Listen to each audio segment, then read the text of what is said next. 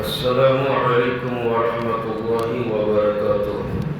الحمد لله الذي هدانا لهذا وما كنا لنهتدي لولا أن هدانا الله، وأشهد أن لا إله إلا الله وحده لا شريك له، وأشهد أن سيدنا مولانا بارك وسلم. أما بعد، قال النبي صلى الله عليه وسلم: وعليكم السكينة والوقار، أو كما قال عليه الصلاة والسلام. بسم الله الرحمن الرحيم. رب اشرح لي صدري ويسر لي أمري واحلل عقدة من لساني يفقهوا قولي. بسم الله الرحمن الرحيم. درود شریف پڑھ لیجیے. اللهم صل على محمد وعلى آل محمد كما صليت على إبراهيم وعلى آل إبراهيم إنك حميد مجيد. اللهم بارك على محمد وعلى آل محمد كما باركت على إبراهيم وعلى آل إبراهيم إنك حميد مجيد. محترم بزرگوں، دوستوں اور عزیز ساتھیوں، اللہ تبارک و تعالیٰ کا لاکھوں شکر و احسان ہے کہ اللہ تعالیٰ نے ہم سبوں کو جمعہ کا مبارک دن عطا فرمایا، اور جمعہ کی نماز ادا کرنے سے پہلے چند باتیں قرآن و حدیث کی روشنی میں سننے اور سنانے کا موقع عطا فرمایا. میرے دوستوں، گزشتہ کئی جمعہ سے آپ حضرات کے سامنے طہارت کا طریقہ، وضو کا طریقہ اور پھر نماز کے طریقے اور اس کے مسائل کے اوپر گفتگو آپ حضرات سماعت فرما رہے ہیں. گزشتہ جمعہ میں نے رکوع کرنے کا طریقہ اور اس کے چند مسائل آپ کے سامنے رکھے تھے، لیکن بات ادھوری رہ گئی تھی. انشاءاللہ آج کے جمعہ میں بات کمپلیٹ کرنے کی کوشش کروں گا. رکوع کے مسائل، پھر اس کے علاوہ سجدہ کرنے کا طریقہ مرد و خواتین کا، پھر سجدے کے اندر بھی چند مسائل ہیں، پھر اس کے علاوہ بیٹھ کر کے نماز پڑھنے کا طریقہ، کرسی وغیرہ پہ بیٹھ کر کے نماز پڑھنے کا طریقہ بھی انشاءاللہ آپ کے سامنے رکھنے کی کوشش کروں گا. اللہ تبارک و تعالیٰ سے یہ دعا ہے کہ اللہ مجھے قرآن و حدیث کی روشنی میں صحیح کہنے کی توفیق عطا فرمائے. جو بھی باتیں کہی جائیں ان تمام باتوں کے اوپر مجھے بھی اور تمام سامعین کو بھی عمل کرنے کی توفیق عطا فرمائے. آمین ثم آمین. دوستو، نماز کا طریقہ اور مسائل بیان کرنے کی ضرورت اس لیے پیش آئی کہ ہم یہ دیکھتے ہیں کہ کئی لوگ جب مسجد میں آتے ہیں انہیں پاکی کا، طہارت کا خیال نہیں ہوتا، اور پھر جیسے تیسے نماز پڑھ کر کے چلے جاتے ہیں. رکوع صحیح نہیں، سجدہ صحیح نہیں، قومہ اور جلسہ صحیح نہیں ہے، اور پھر ہم یہ خوش ہو جاتے ہیں کہ ہم نے نماز پڑھی. جبکہ اگر ہم نماز کے ارکان کو اور نماز میں جو فرائض ہیں ان فرائض کو اگر ہم نے چھوڑ دیے یا پھر صحیح طور پہ ادا نہ کی تو پھر یاد رکھیے نماز ہی سرے سے نہیں ہوگی. اور ایسا شخص خوش ہو کر کے جاتا ہے کہ بھائی میں نے نماز پڑھ لی، لیکن آپ کی نماز ہوئی یا نہیں ہوئی اس کا علم آپ کو نہیں ہے. مسئلے کے اعتبار سے جب بھی نماز کے اندر جان بوجھ کر کے واجبات کو چھوڑا جائے گا اور پھر فرائض چھوٹ جائیں گے جان بوجھ کر کے یا پھر انجانے میں، تو سجدہ سہو کرنے سے بھی نماز کمپلیٹ نہیں ہوا کرتی.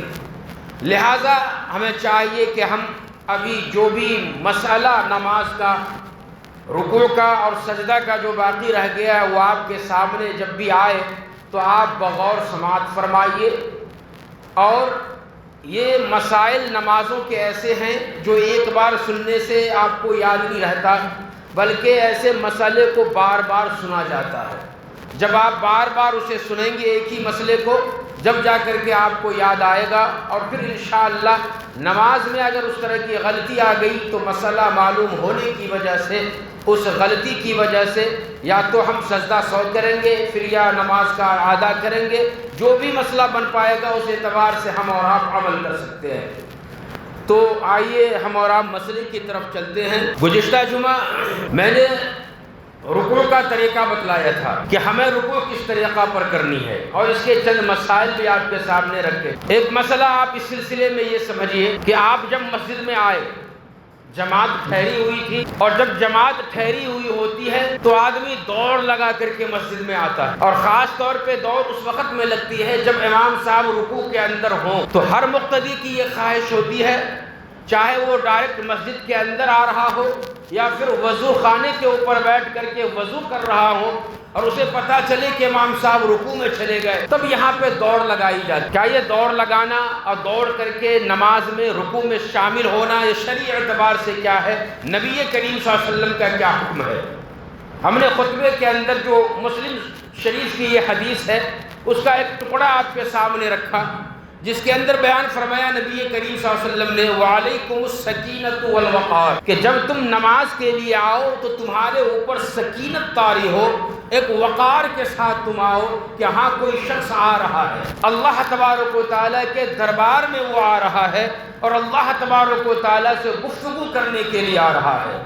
جب ہم دنیا کے کسی بادشاہ کے پاس یا کسی بڑے کے پاس جب ہم جاتے ہیں تو ہم یوں نہیں جب ان کو دیکھتے ہیں تو دوڑ کر کے بے ادبی کے ساتھ چلے جاتے ہیں، ایسا نہیں کرتے، بلکہ ہم یہ دیکھتے ہیں کہ اگر ہم نے کوئی ایسا طریقہ اختیار کیا جو بادشاہ کو پسند نہ ہو تو پھر تو ایسی صورت میں ہماری واٹ لگ جائے گی، ہماری خیر نہیں ہے، نہ جانے کیا کیا یہ سنا دے۔ جب ہم بادشاہ کے پاس پہنچنے میں اتنا خیال کرتے ہیں تو اللہ تبارک و تعالیٰ تو تمام بادشاہوں کا بادشاہ ہے، اس بادشاہ کے دربار میں ہم آ رہے ہیں اور اس بادشاہ سے ملاقات ہماری نماز کی حالت میں ہونی ہے، ان سے جب ہم ملنے کے لیے آ رہے ہوں تو یوں ہی دوڑ کر کے آستین چڑھا کر کے وضو کا پانی نیچے ٹپک رہا ہو اور اسی حال میں آ کر کے ہم شامل ہو جائیں تو پھر دیکھیے یہ نماز کے وقار کے خلاف، مطلب یہ ہے کہ ہم نماز کی بے حرمتی کر رہے ہیں جانے انجانے میں۔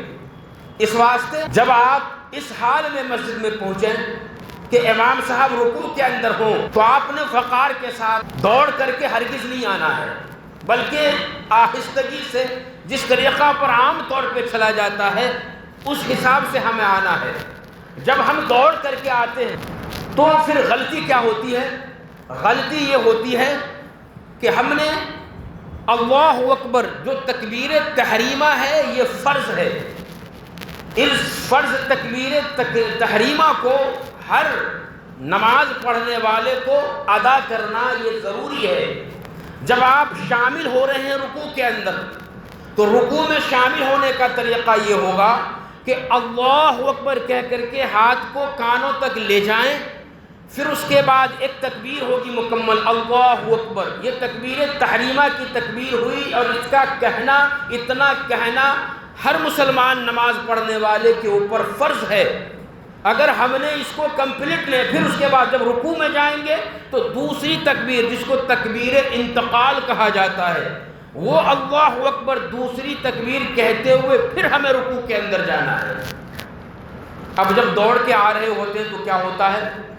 وہیں سے جھکتا ہوا آئے گا، اللہ اکبر جھکتا ہوا آئے گا، بس جھکتے ہوئے رکوع کے اندر چلا جائے گا۔ یہ طریقہ غلط ہے، اگر کوئی ایسا کرتا ہے تو اس کی نماز ہی نہیں ہوگی، نماز اسٹارٹ ہی نہیں ہوئی۔ نماز اسٹارٹ ہوتی ہے تکبیر تحریمہ کو زبان سے کہنے کی وجہ سے۔ آپ نے تکبیر تحریمہ جو کہا ہے زبان سے وہ تکبیر تحریمہ نہیں ہے۔ تکبیر تحریمہ کا مطلب یہ ہے کہ آپ اپنی جگہ پہ نماز کی جگہ پہ کھڑے ہوئیے اور کھڑے ہونے کے بعد پھر اللہ اکبر کہیے، اور اللہ اکبر جب کمپلیٹ ہوا تو یہ ہمارا تکبیر تحریمہ ہوا۔ پھر دوسری تکبیر تکبیر انتقال اللہ اکبر کہہ کر کے ہمیں پھر رکوع کے اندر شامل ہونا ہے۔ تو اس وقار کے ساتھ اگر ہم شامل ہوں گے اور پھر ہم نے امام صاحب کو رکوع کے اندر پا لیا اتنا دیر کہ ہم جب رکوع میں گئے تو امام صاحب بھی رکوع کے اندر ہی تھے،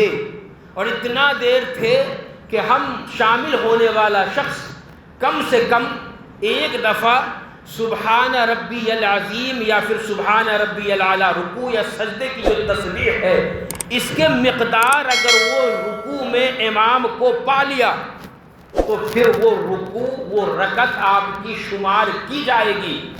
اگر اتنا وقت آپ نے امام کو رکوع میں نہیں پایا آپ اللہ اکبر کہہ کر کے رکوع میں جا رہے ہیں کہ امام صاحب کھڑے ہو گئے سمیع اللہ لمن حمیدہ کہتے ہوئے، تو اب ایسی صورت میں وہ رکعت آپ کی شامل، وہ رکوع آپ کا نہیں ہوا۔ جب رکوع آپ کی نہیں ہوئی تو پھر وہ رکعت آپ کا شمار نہیں کیا جائے گا، پھر آپ مسبوق کہے جائیں گے۔ مسبوق کہا جاتا ہے، گزشتہ جمعہ میں نے کہا تھا، جس کی کچھ رکعتیں چھوٹ گئی ہو، اب امام صاحب کے سلام پھیر دینے کے بعد چھوٹی ہوئی رکعت کو ہم کمپلیٹ کرنے کے لیے کھڑے ہو جائیں گے۔ تو اگر ہم جلدی جلدی میں آئیں گے تو رکوع میں شامل ہوئے نہیں ہوئے یہ شک بھی ہمارے اندر رہے گا، لیکن اگر وہی وقار کے ساتھ اگر ہم آئے، آرام سے آئے، ہمیں یہ فکر نہیں ہے کہ امام کے ساتھ ہم رکوع میں شامل ہو یا نہ ہو۔ نبی کریم صلی اللہ علیہ وسلم نے ارشاد فرمایا، ایک صحابی اسی طریقہ پر آ کر کے نماز میں شامل ہو گئے رکوع کے اندر، تو اللہ کے نبی نے کہا کہ جو آپ نے کیا وہ کیا، لیکن آئندہ ایسا نہیں کرنا۔ سختی سے آپ نے منع فرمایا ہے۔ جب صحابہ کرام کو یہ تعلیم دی گئی، سختی کے ساتھ منع کیا گیا، تو قیامت تک آنے والے مسلمانوں کے لیے یہ حکم لاگو ہے کہ آپ نے ایسا ہرگز نہیں کرنا ہے، رکوع میں شامل ہونے کے لیے دوڑ نہیں لگانا۔ اور پھر اس کے بعد ایک اور مسئلہ یاد رکھیے کہ جب ہم وضو کر رہے ہوتے ہیں اور آستین، ظاہر سی بات ہے ہمارا یہاں تک جو چڑھا ہوا ہے دونوں طرف کا، رکوع کے اندر امام شامل ہے تو ہم دوڑ لگا کر کے آتے ہیں، اور وہ آستین کو نیچے کیا بھی نہیں ہے کہ اسی حالت میں ہم نے نیت باندھ لی، نماز کے اندر شامل ہو گئے۔ یاد رکھیے، فل آستین جس کسی نے بھی پہن رکھا ہے، تو آستین اگر فولڈ کیا ہوا ہے، چڑھا ہوا ہے مکمل طور پہ، اور اسی حال میں اگر وہ نماز پڑھ رہا ہے تو یہ عمل مکروہ ہے۔ اگر ہاف آستین ہے تو ہاف آستین میں آپ نماز پڑھ سکتے ہو، لیکن فل آستین ہے تو اس کو خود سے ہاف بنا کر کے نماز نہیں پڑھ سکتے، یہ مکروہ ہے یہ عمل۔ اس لیے جب آپ وضو کر کے آئیں، جائے کہ امام صاحب رکوع کے اندر ہوں، آپ اپنے چہرے اور ہاتھ کے پانی کو پوچھیں ہاتھ کے ذریعے سے، پھر آستین کو آپ نیچے کریں، نیچے جب مکمل طور پہ ہو جائے تو پھر اس کے بعد آ کر کے آپ نماز میں شامل ہوئیے۔ تکبیر تحریمہ آپ کا کہنا ضروری ہے۔ اگر آپ نے تکبیر تحریمہ نہ کہا اور ڈائریکٹ رکوع کے اندر یا پھر سجدے کے اندر شامل ہو گئے تو آپ کی نماز ابھی اسٹارٹ ہی نہیں ہوئی، پھر سے آپ کو شروع سے نماز پڑھنا پڑے گا۔ اور یہاں پہ ایک اور مسئلہ یاد رکھیے کہ تکبیر تحریمہ کہہ کر کے آپ کھڑے ہو گئے، اب دوسری تکبیر کہہ کر کے آپ کو رکوع میں جانا ہے۔ اب ایک انسان دوسری تکبیر نہیں کہہ سکا، وہ بھول گیا، اور بغیر تکبیر کہے ہوئے وہ رکوع کے اندر چلے گیا، یا پھر بغیر تکبیر کہے ہوئے وہ سجدے کے اندر چلے گیا، تو اس کے بارے میں فقہاء کرام نے مسئلہ لکھا کہ چونکہ تکبیر تحریمہ وہ فرض ہے، ان کا کہنا ضروری ہے، اس کے علاوہ جتنے بھی تکبیرات ہیں جس کو تکبیر انتقال کہا جاتا ہے، اس کا کہنا سنت ہے۔ اگر وہ تکبیرات آپ سے بھولے سے رہ جائے، چھوٹ جائے، تو ایسی صورت میں نماز میں کسی بھی طرح کا کوئی فرق پیدا نہیں ہوگا، نماز ہو جائے۔ یہ مسئلہ ہو گیا دوڑ کر کے آنا، آستین چڑھانے کا۔ اب دیکھیے، کبھی ایسا ہوتا ہے کہ آپ رکوع کے اندر گئے، آپ کو رکوع کی تسبیح پڑھنی ہے، سبحان ربی العظیم، لیکن کبھی انسان غفلت میں رکوع کی جگہ پہ سجدے کی تسبیح کو پڑھ دیتا ہے، سجدے کی جگہ پہ رکوع کی تسبیح کو پڑھ دیتا ہے، کبھی ایسا ہو جاتا ہے۔ تو اس کے بارے میں فقہاء کرام نے مسئلہ لکھا کہ اگر کبھی الٹ پھیر ہو جائے تو اس سے نماز ہو جائے گی، سجدہ سو کرنے کی بھی ضرورت نہیں ہے۔ رکوع کے اندر آپ نے سجدے کی تسبیح پڑھی، 1 سے 2 بار 3 بار پڑھ دی، پھر خیال آیا کہ بھائی یہ تو سجدے کی تسبیح ہے، تو اب جب یاد آ گیا کہ رکوع کی تسبیح نہیں پڑھی ہے تو پھر سے رکوع کی تسبیح پڑھ لیں۔ اسی طریقہ پر سجدے کے اندر آپ گئے، رکوع کی تسبیح پڑھے، پھر آپ کو یاد آ گیا کہ رکوع کی تسبیح ہم نے پڑھ لی ہے، تو اب یاد آنے کے بعد پھر سے وہ سجدے کی تسبیح پڑھ لے، بغیر سجدہ سو کے نماز ان کی کمپلیٹ ہو جائے گی، مکمل ہو۔ تو یہ چیز جو ہے رکوع کے تعلق سے ہو گیا۔ اب جب ہم رکوع سے کھڑے ہو رہے ہیں، سمیع اللہ لمن حمیدہ، گزشتہ جمعہ میں نے کہا تھا کہ رکوع سے جب آپ کھڑے ہو رہے ہو تو اس کو قومہ کہا جاتا ہے، تو اس قومہ کے اندر ایک تسبیح کے مقدار ٹھہرنا یہ واجب ہے۔ اگر اس واجب کے اندر کمی ہو گئی تو پھر یاد رکھیے نماز نہیں۔ بعض لوگ کیا کرتے ہیں، سمیع اللہ لمن حمیدہ کہہ کر کے یوں سیدھا کھڑے بھی نہیں ہوتے، بس اشارہ کرتے ہیں، سجدے کے اندر چلے جاتے ہیں۔ مکمل طور پہ اپنی جگہ پہ کھڑا ہونا ہے اتنی دیر جتنی دیر میں ایک رکن سبحان ربی العلیٰ یا پھر العظیم کے برابر ہمیں مکمل طور پہ یوں کھڑا ہو جانا ہے۔ اتنی دیر جب ہم کھڑے ہوں گے جب جا کر کے واجب کا درجہ ادا ہوگا۔ اگر اس سے کم مقدار میں کھڑے ہوتے ہیں تو واجب کا درجہ ادا نہیں ہوگا۔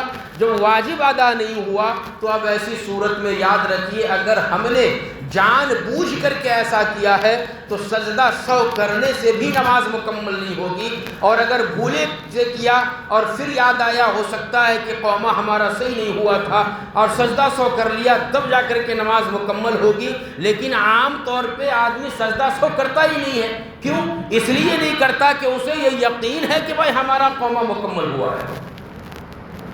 سجدہ سہو تو اس وقت کرے گا جب قومہ کے کمپلیٹ ہونے میں شک ہو۔ اب جب سمیع اللہ لمن حمیدہ کہا، اشارے سے ایسا ذرہ اٹھا اور سجدے کے اندر چلے گئے تو اسے تو یقین ہے کہ بھائی ہم نے اچھے طور پہ یہ قومہ کیا ہے، اس واسطے سجدہ سہو کرنے کی نوبت ہی نہیں آنے دیتے۔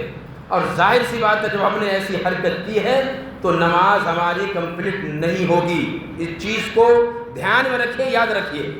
اپنے تمام کام کو چھوڑ کر کے ہم آتے ہیں مسجد میں، اور اس میں بھی اگر ہماری نماز صحیح طور پہ نہ ہو تو پھر ہمارا آنا بیکار ہو جائے گا۔ اب اس کے بعد دیکھیے رکوع ہو گئی کمپلیٹ۔ خواتین کے رکوع کا طریقہ بھی گزشتہ جمعہ ہم نے بتلایا تھا۔ اب آئیے سجدے کے اوپر، اب ہم سجدہ کریں گے۔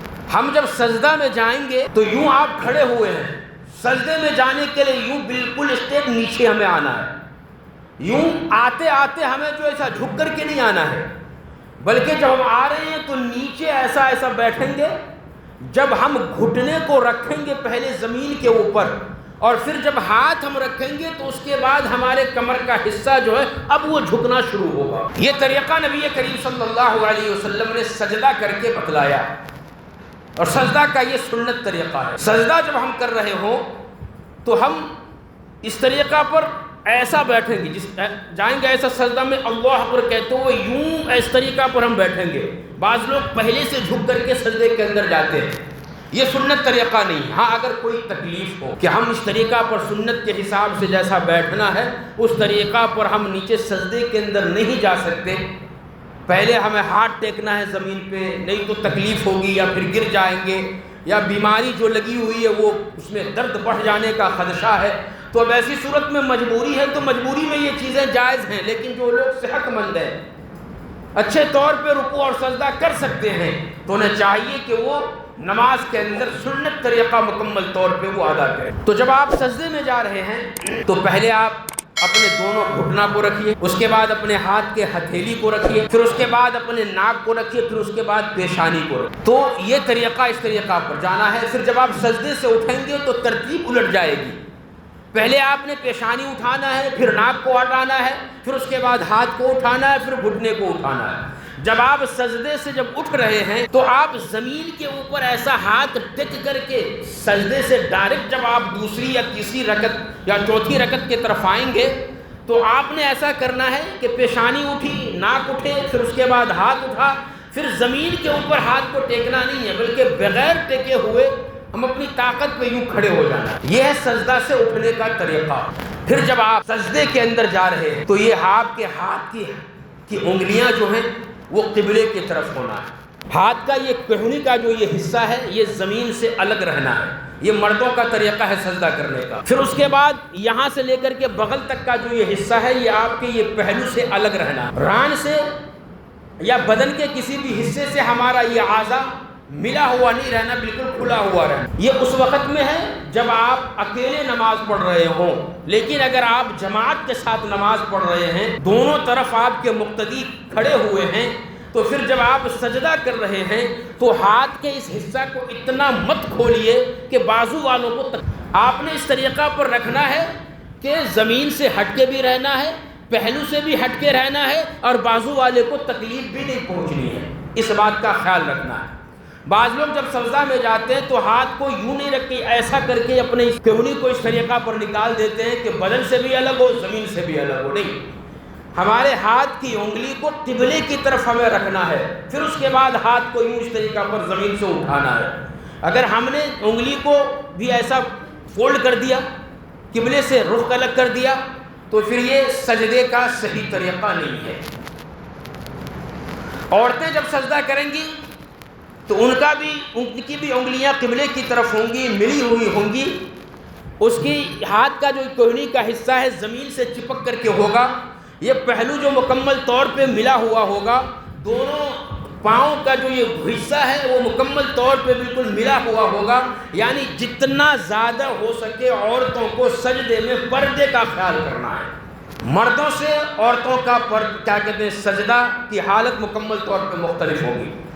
سجدے کے اندر جب آپ جائیں تو سبحان ربی العلیٰ اس کو ہم پڑھیں، سبحان ربی، پاک ہے ہمارا رب تمام عیب سے، یلعلیٰ جو مکمل طور پہ العلیٰ بلند ہے مرتبہ والا، یعنی جب ہم سجدے کے اندر اپنے سر کو رکھ رہے ہیں، اپنی ناک کو اور پیشانی کو زمین کے اوپر رکھ رہے ہیں، اس تصور کے ساتھ کہ یا اللہ اتنا جھکنا، جتنا جھکنا آپ نے ہمیں کہا تھا، ہم نے اپنی ناک کو زمین کے اوپر رکھ دیا ہے۔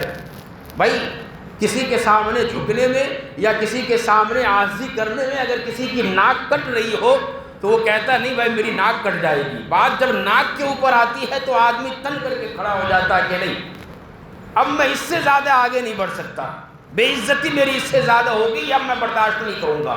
ناک کٹنے کی بات آتی ہے، اللہ تبارک و تعالیٰ سب سے بڑا ہے، ان کے سامنے ہم کھڑے ہوئے ہیں اور کھڑے ہو کر کے ہم سجدے کے اندر جا کر کے اللہ سے یہ کہہ رہے ہیں کہ یا اللہ آپ کے لیے تمام تعریف ہے، آپ ہر ایک عیب سے پاک ہے۔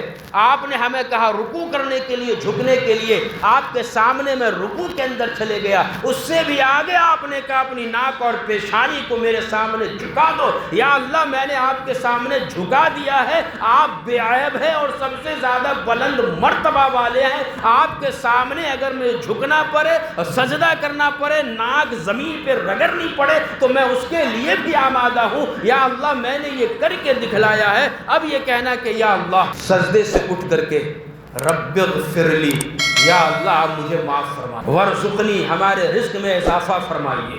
نبی کریم صلی اللہ علیہ وسلم جب سجدے میں جاتے اور سجدے سے اٹھ کر کے جب بیٹھتے اس کو جلسہ کہا جاتا ہے۔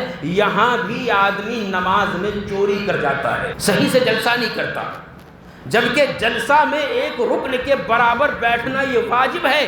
اگر ہم نے اس واجب کو ترک کر دیا ہمارا جلسہ نہیں ہوا، اور جب جلسہ نہیں ہوا تو ہماری نماز مکمل نہیں ہوگی، پھر سے ادا کرنی پڑے گی صحیح طور پر۔ تو جلسے کے اندر نبی کریم صلی اللہ علیہ وسلم کا سجدہ، جلسہ اور قومہ بالکل یہ رکوع کے اور سجدے کے برابر ہوا کرتا تھا، یعنی قومہ بھی رکوع کے برابر ہوتا تھا، سجدہ بھی کیا کہتے ہیں جلسہ بھی سجدے کے برابر ہوا کرتا تھا۔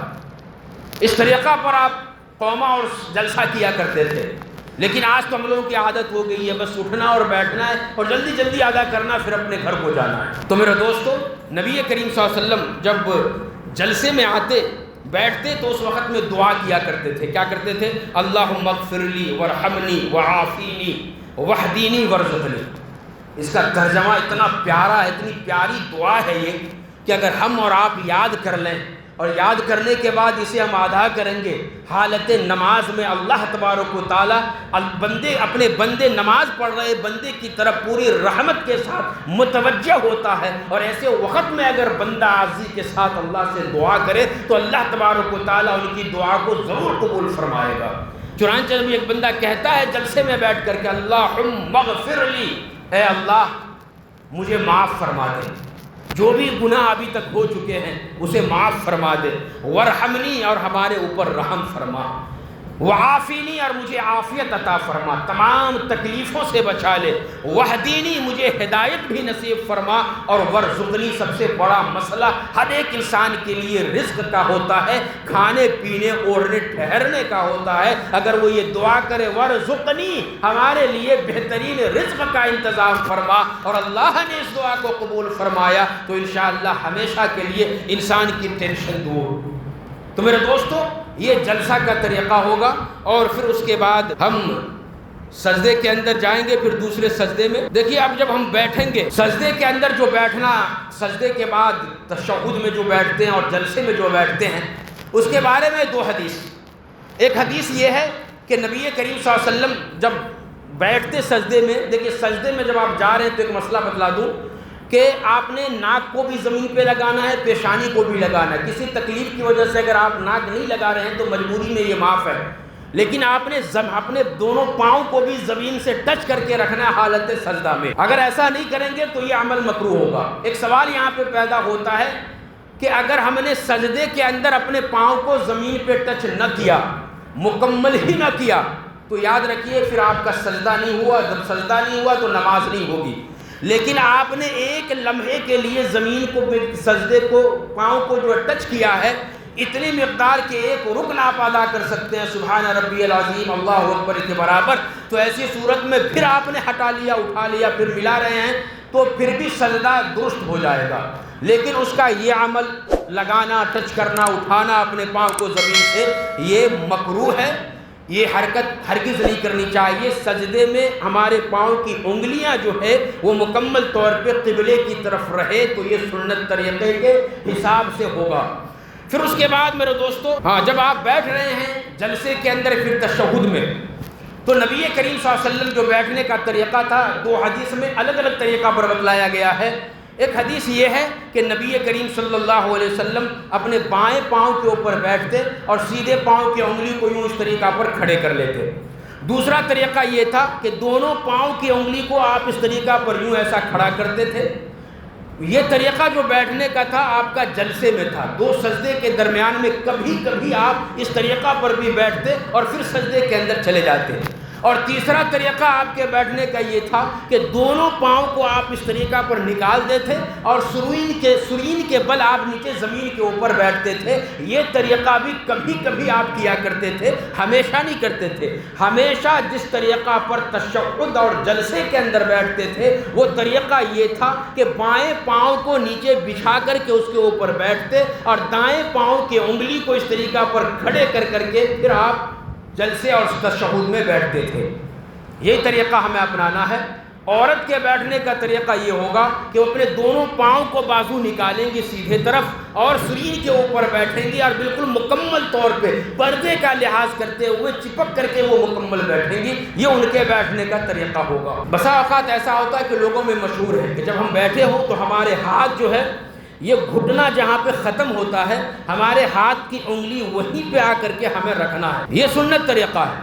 لیکن اگر کوئی شخص یوں اس طریقہ پر لٹکا کر کے رکھا ہے تو بچپن میں کئی لوگوں سے سنا کرتے تھے کہ جتنی انگلی لٹکی رہے گی اتنی انگلی جہنم کے اندر جائے گی۔ یہ لوگوں کے اندر مشہور ہے، یہ ایسا ہرگز نہیں ہے، کسی بھی حدیث کے اندر ایسا نہیں ہے، لوگوں نے اپنی طرف سے جو ہے جوڑ کر کے بیان کر دیا ہے۔ سنت طریقہ گھٹنا جہاں پہ ہڈی ہے وہاں پہ ہمیں ہاتھ کو رکھنا ہے۔ اگر ہم نے نیچے انگلی کو لٹکا بھی لیا ہے تو بھی نماز کے اندر کوئی فرق پڑنے والا نہیں ہے۔ اس کے علاوہ بھی بہت سارے مسائل ہیں۔ دیکھیے گزشتہ جمعہ جو ایک مسئلہ میں آپ کے سامنے بیان کروں گا وہ عام طور پہ لوگوں کو شک کے اندر ڈالتا ہے اور نماز خراب ہو جاتی ہے۔ جب آپ قاعدہ اخیرہ نماز کے اندر سلام پھیرنے کے لیے جو آپ بیٹھتے ہیں تو کبھی ایسا ہوتا ہے کہ آپ بیٹھے اور بیٹھنے کے بعد پھر سے کھڑے ہو گئے بھول کر کے، کبھی کبھی ہوتا ہے۔ پھر اس کے بعد کبھی ایسا ہوتا ہے کہ سلام پھیرنے کے لیے جو قاعدہ میں بیٹھنا تھا اس میں ہم بیٹھے ہی نہیں بلکہ بغیر بیٹھے ہوئے زائد رکعت کے لیے کھڑے ہو گئے۔ دونوں کا الگ الگ مسئلہ ہے، بہت ہی اہم مسئلہ ہے۔ ہر مسلمان کو اس طرح کے مسئلہ کو یاد رکھنا ضروری ہے۔ اس لیے میں بار بار کہتا ہوں کہ وقت سے پہلے آئیں گے تو بیان شروع ہونے سے پہلے تو آپ سارے مسائل کو اچھے طور پہ سن سکتے ہیں اور سمجھ سکتے ہیں۔ اللہ تعالی ہم سبوں کو عمل کی توفیق عطا فرمائے، آمین۔ وآخر دعوانا الحمدللہ رب العالمین۔